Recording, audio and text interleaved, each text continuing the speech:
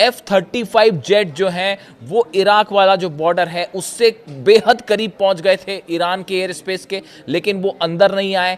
F-35 jets भी जो हैं वो वापस लौट गए। और अब ये तीसरा मौका बताया जाता है कि जैसे ही डील मस्कट में डील कैंसिल होने वाली बात सामने आई कि उसका कोई नतीजा नहीं निकला और एक प्रकार से उसको फेल माना गया, उसी रात को उसके चंद घंटे बाद इस तरह की खबरें आई कि अमेरिकी MQ-9 रिपर ड्रोन्स, ये बेहद आधुनिक ड्रोन है अमेरिका का और अरबों में इसकी कीमत होती है, बेहद महंगा होता है और इसमें जो है वो हेलफायर मिसाइल्स भी लगाई जाती हैं। 16 हेलफायर मिसाइल्स होती हैं इसमें, जिससे अमेरिका हमले करता है अक्सर।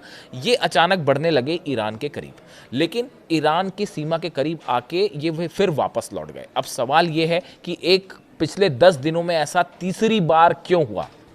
अच्छा, एक इंटरेस्टिंग बात और ये है कि ये पूरा जो इलाका है यहाँ पे लगातार ईरान जो है वो अपना वॉर ड्रिल कर रहा है और लगातार मिसाइल्स के टेस्ट हो रहे हैं।